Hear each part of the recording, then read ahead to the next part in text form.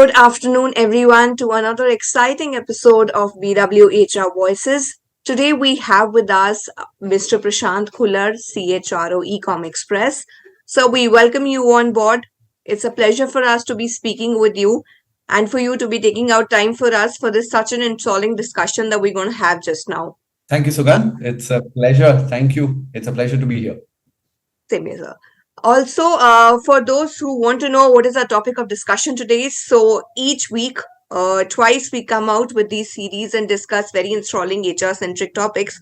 This time we're going to discuss, is it only the leadership level that can drive changes in a company's culture or ethos? This is something that we're going to discuss today. A small introduction or a background of why or how we're going to conduct this conversation. Well, I feel that organizational culture refers to the belief and values that have existed in an organization for a very long time and to the beliefs of the staff and foresee value of their work that will influence their attitude and behavior.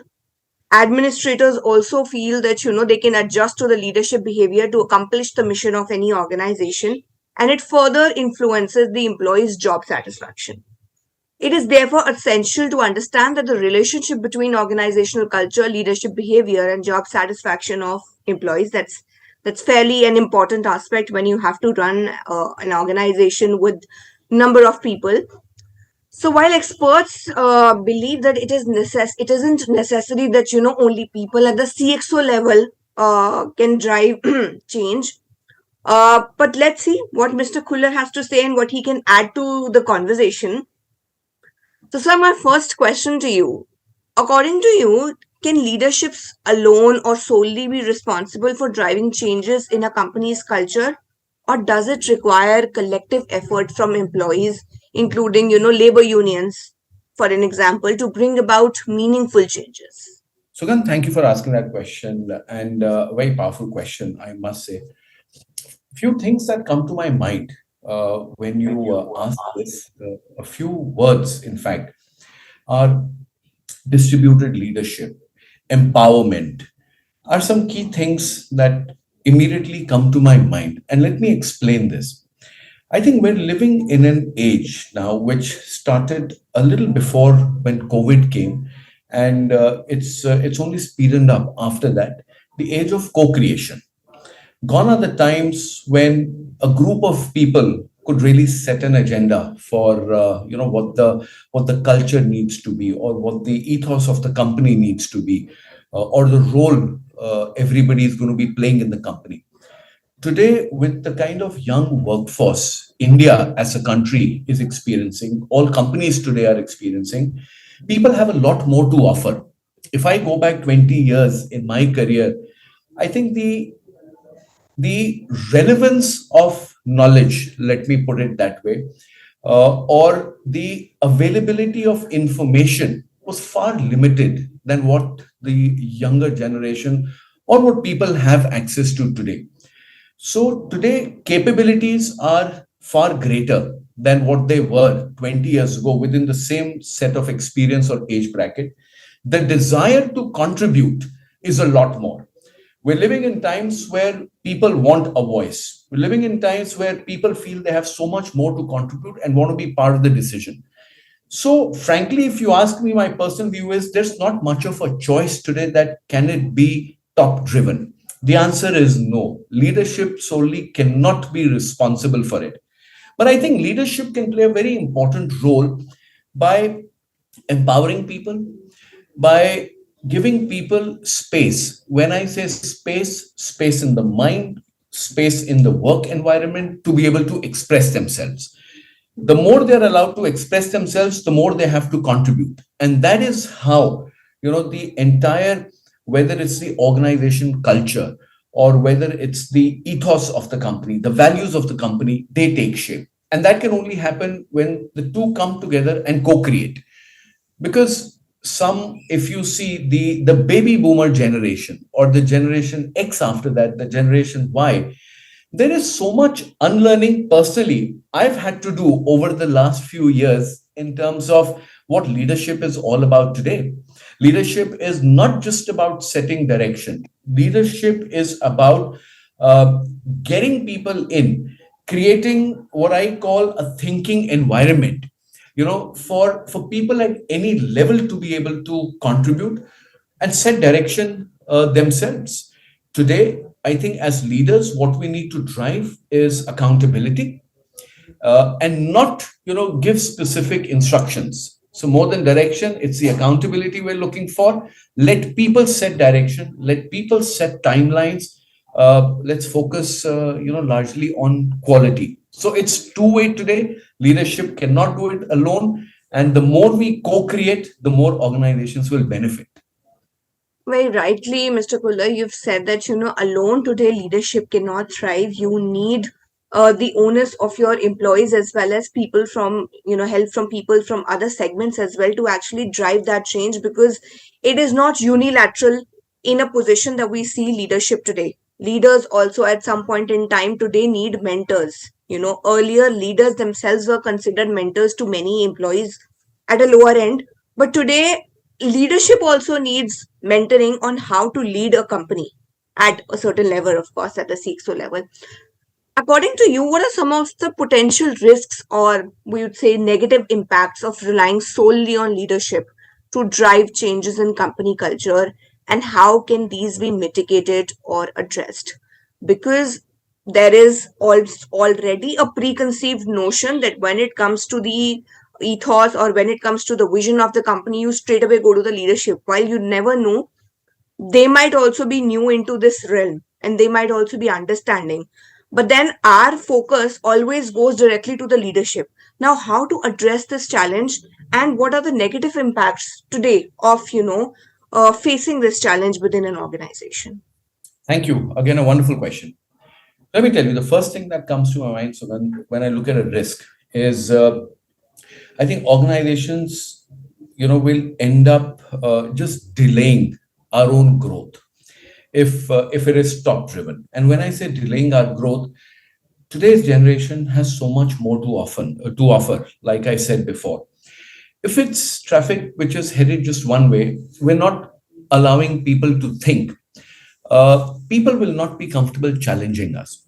People will always, look at asking for direction. And that becomes a pattern, that becomes a habit in an organization. How leaders can actually overcome that risk is allowing people to take risks, is by first removing any fear of failure.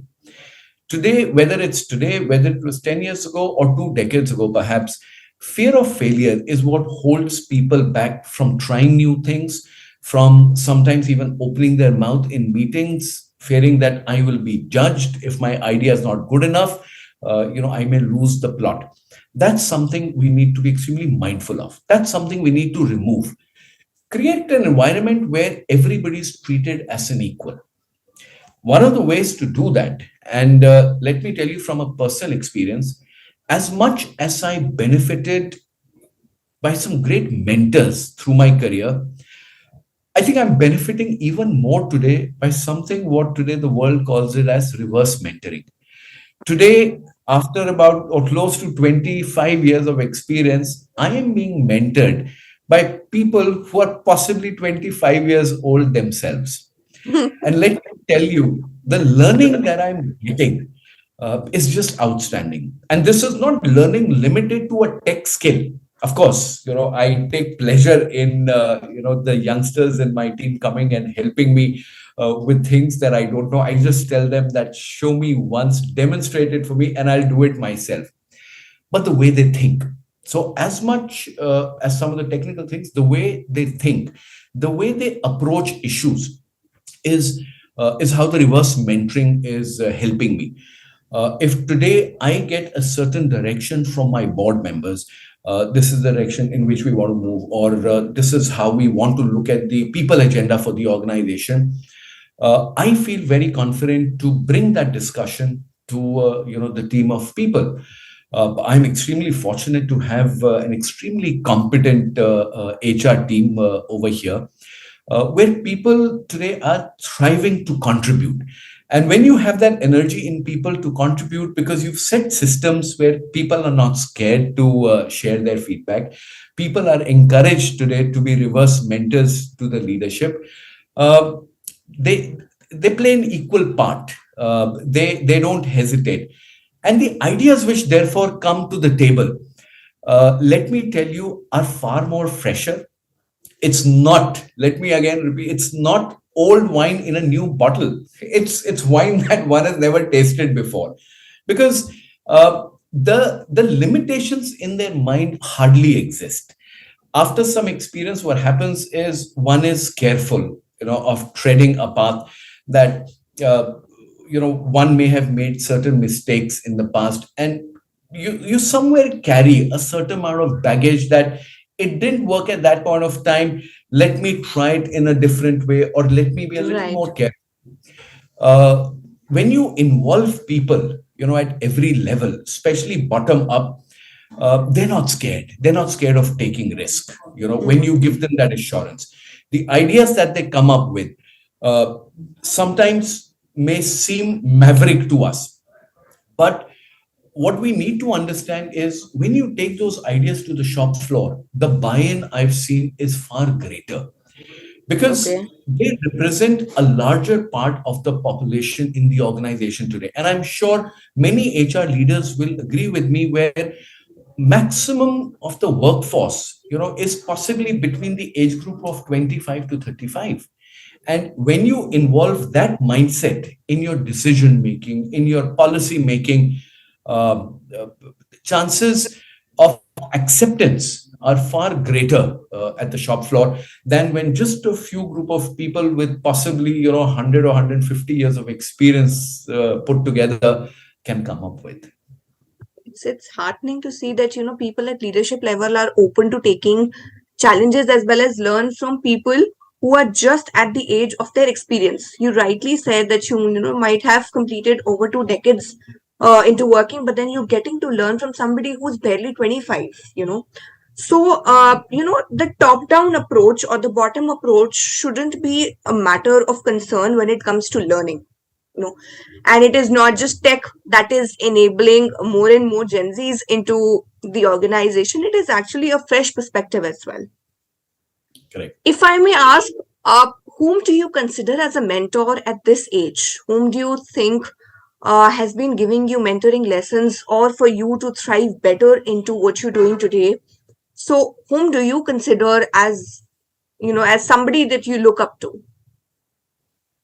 Sugandh, I wish I could name one person, but Okay. I think I've been extremely fortunate to have, being mentored by some fantastic people and mentored for various different things. I think one Hmm. needs to always keep in mind that for different reasons and seasons in life, I've chosen mentors at that point with a very specific purpose in mind, and those mentors have also contributed to that purpose of mentoring, because when you look at something generic, a lot of people today just refer to it as gyan, and that's something that one wants to avoid. So whether it's mentoring, whether it's coaching, there's a list of people that I've been. So it'd be unfair to name one or two people, but some of them will be listening to this, full of gratitude for what they've done. But let me just go a little deeper. Okay. In terms of more than the people who mentored me, I think what really helped, and what I'm trying to do, is just taking the learnings from those mentors forward today when I get the opportunity to mentor other people, is the first, or the best thing that happened to me when I was mentored was the freedom to think, the freedom to express without any fear of being judged. I think one thing as human beings we hate is when someone judges you for the way you think, judges you for your actions, and more so this generation. More so, they get put off very quickly. Right. It's all right to make mistakes. And let me connect it to what we were discussing a little while ago. How can leaders mitigate some of those risks as well? I think as leadership today, we need to be far more patient. All right. I've worked with leaders who felt that I'm not here to run a training school, but I've also worked with leaders who felt that the biggest part of their job was to, perhaps, educate people, was to handhold people, was to develop, that talent. And I've been a beneficiary of that. And Okay. my school of thought remains that as leaders, maximum of our time should be spent in coaching people, mentoring people, uh, beyond just showing people the ropes of the work. Technical skills today are easier to understand for people, are easier for people to grasp. What people need is to understand context, and that's what leadership brings. When we work, morning till evening, 5 days a week or 6 days a week, without context or without purpose, it's just a machine which is always moving. What leaders bring to the table is perspective, context, and more than anything else, aligning purpose. If, as a leader, one can help someone align their work to the purpose of the organization and their individual purpose, I think 80% of the work is done, because that's what people are looking at today. That's what organizations want today, that we're all headed for a common purpose. But that purpose should inspire me, should have some sort of connect to my individual purpose as well. And that happens when it's a two-way process. When you have leaders and people, bottom up from every level possible coming together, purposes connect at different stages of life. People have Right. different purposes. Organization, at different stages of its life cycle, has a certain purpose, has a certain vision. And that is the biggest job, I feel, as leaders, for us to connect organization and individual purpose at every level. And that can happen when you co-create, get people involved, give them the freedom to express their purpose. Ask them, we should be spending a lot more time asking people questions. What does the organization purpose mean to you? What is your individual purpose? How do you Hmm. think we can Right. connect your purpose in life to the organization purpose? And Also, those are the you people. need to you also need to actually give them space to not just come up with problems and come up with solutions. Be a solution oriented team. Do not look up at leadership to come and resolve issues for you. Be a part of that team wherein you yourself are looking out for solutions to the problems that you've been facing at day to day end, so that they feel more, enclosed within an organization. Sir, Sugan, you've hit yes, the sir. nail on the head. And just to add on to that, that happens when, as leaders, we learn to let go. I Exactly. think that today is a very strong part of leadership, which I don't think is trained enough, across groups. Learning to let go. Okay, sometimes you just need to trust people. The more we micromanage, is the more people feel not just disheartened, Hmm. but they sometimes question their own capability. The moment you let go and let people do it, be open to people mistakes. If every single time somebody makes a mistake and it's going to be reprimanded, you're just not going to allow the person to think the second time. It's all Of right, course. and listen, it's a mistake doesn't need forgiveness. What it needs is hand holding. It needs, that let me work with you, guide you, help you, so that you don't do this again in future. It's easy to just call somebody to your office and say that, listen, this is not how it does. What were you thinking when you did Right. this? No, it's about, stepping into their shoes and understanding what they were trying to do and just guiding them better. Well, that happens when you just let go. No, that's a very important aspect to keep in mind while you're leading, leadership. You need to let go of a lot many things, and that too also not on usual basis, actually on daily basis, because you're dealing with problems every day. Now, sir, it is very clear that, a team needs to be solution oriented, including employees themselves into the problem. But how can companies create a culture wherein just apart from people from the CXO level or the middle or the lower level can help in fostering a culture? You rightly said that, being at a leadership position, you're not afraid to learn from a 25-year-old. But you would also agree it is not a mindset across leadership level in various organizations. Now, how to create that ecosystem wherein it gets balanced out across verticals, that it is okay to not have leadership guiding changes or vision in an organization. Maybe a fresh face or a Gen Z is getting something new to the table that you feel needs to be built up as a culture within your own organization.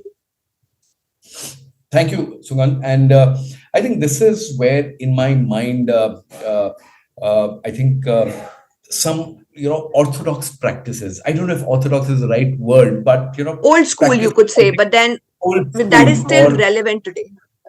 practices, I think, which we've inherited, from some of our masters, who shaped the corporate world.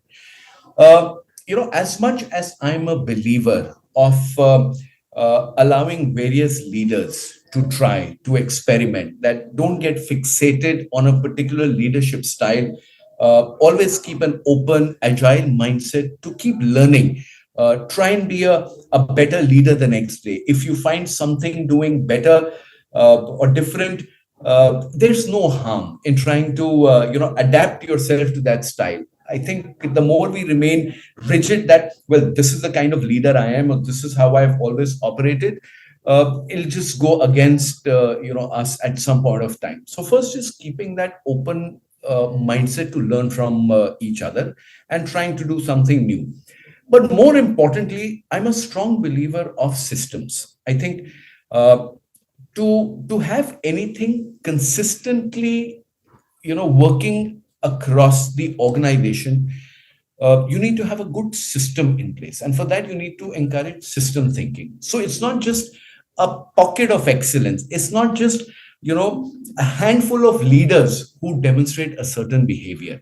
And that's where your policies, your people practices, your recognition systems, they come into play, which in a way consistently align all behaviors together. It aligns leadership in a particular direction. Otherwise, everybody would want to do a different thing. Everybody would want to try a different thing. Some will succeed, some may struggle. But that's where organization and its systems brings people together, sets a certain guideline. What is work culture, or what is culture?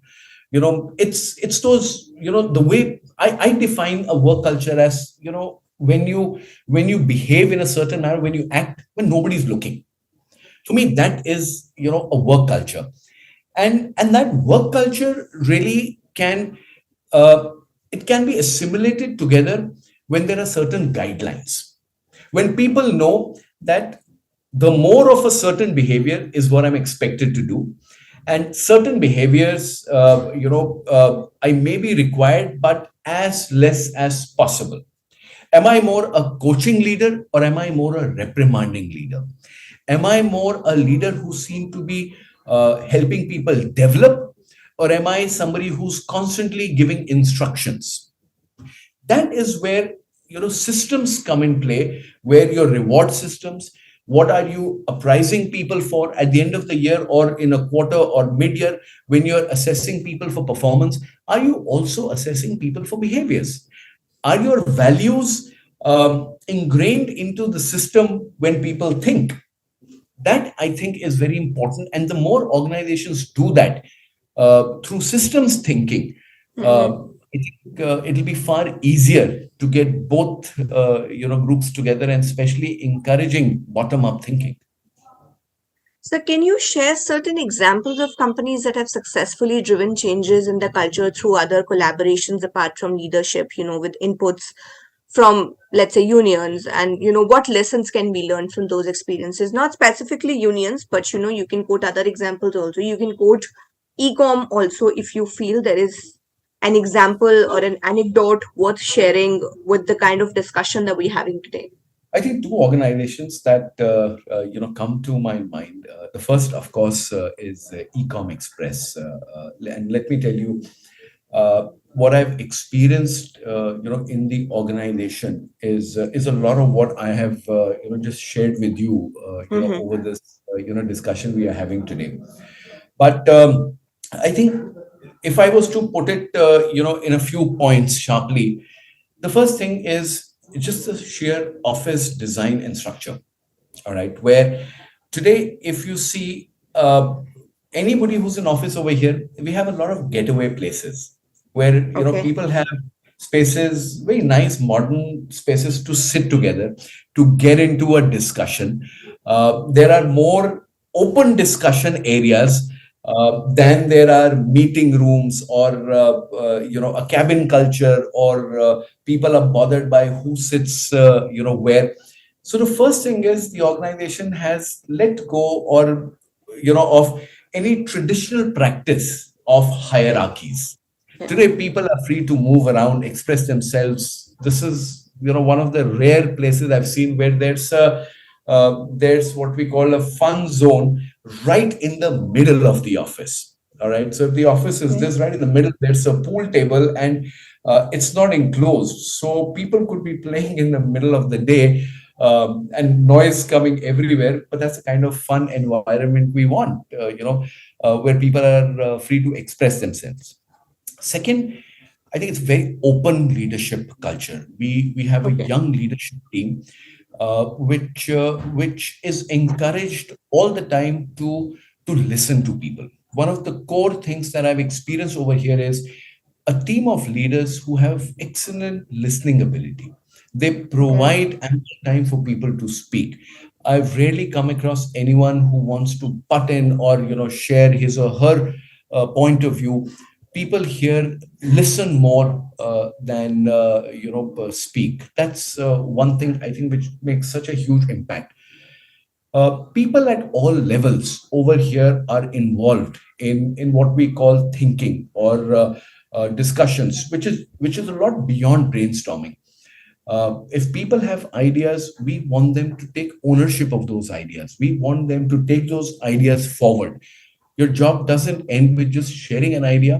Whatever resources, whatever you want, come to us, we'll help you, but take it to completion. All right, don't leave it Okay. to I've said something, now a group of leaders will work on it. Nobody's going to work on it other than you. All right, form your team, come to us, and we will help you with that. So there's a lot of ownership from that perspective. And that, I think, has what defined the culture. We're a large organization, put together everybody. We have over 50,000 employees. Oh All God. right, and Okay. that we operate across 3,500 locations, including large, when I say large, about 5 lakh square feet warehouses, Mm-hmm. processing hubs, pickup centers, delivery centers. So it's a very large workforce.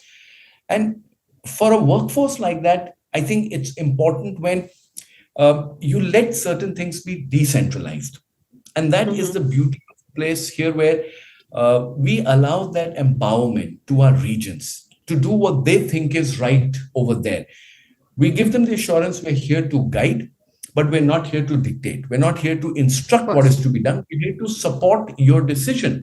And of course, we want to make sure there is harmony of decision making across all regions. Spoon So, feeding is not your, way of working. yes, yes. So, from a cultural perspective, that's something I've experienced in the time that I've been here. The other organization, which I think the culture that I experienced, which still defines a lot of what I do, is the Indian Hotels Company Limited, the Taj. I Okay. think the 12 years I spent in that organization is all about culture. It was 100 years ago. It was the time when I was there, and it continues to be today. That's good. uh, Let me put it as simple as what I experienced, or what I keep hearing is, the company treats its people exactly the same way the company treats its guests. And that, I think, one line should say it all. Very The true. leadership over there, again, extremely grounded. But if you see one thing unique about their organization, the senior most leaders are people who've grown from within. And that, I think, is the biggest cultural attribute for any successful organization, for people who've been groomed to take over CXO positions in the company. So these two organizations, for a lot of reasons, I could go on and on, but Of we don't have course. time. But some really good cultural attributes, to learn from these places. Well, some amazing examples we've heard from you, and the kind of leadership that you've been dealing with comes a lot from the kind of organizations that you've, worked with. And of course, your mentors must have been great enough for you that, you do not have a number to quote today, but there must have been learnings from each and every leader actually that you worked with. Mr. Prashant, it was a pleasure for us to be speaking with you, to be hearing the anecdotes, and to actually see how can leadership actually drive a cultural ethos within a company, that uplifts people at the middle as well as at the lower middle and the Gen Z level to actually give in their inputs and help any organization thrive. Thank you so much, Mr. Prashant. It was a pleasure. And we hope to connect soon as well on some different areas of concerns and issues. For people who have questions with regards to this aspect that we've discussed today, you are free to reach out to Mr. Prashant. You can tag him on Twitter, on LinkedIn, or on Facebook as well, and you can openly ask all the queries that you have. Might be some issues that you're facing within your own organization in order to how to, take or consider this bottom up and top down approach at a leadership level, but he'll be very happy to answer all your questions. Thank you so much, everyone, for listening to our weekly series. And I hope we are giving out the best as well as some knowledge and anecdotes for you to take it ahead wherever you go and wherever you wish to thrive in any other segment. Thank you so much, sir. It was a pleasure speaking with you. Thank you. Thank you. Pleasure was all mine. Thank you very much. Have a Thank you lovely so day much, ahead. sir.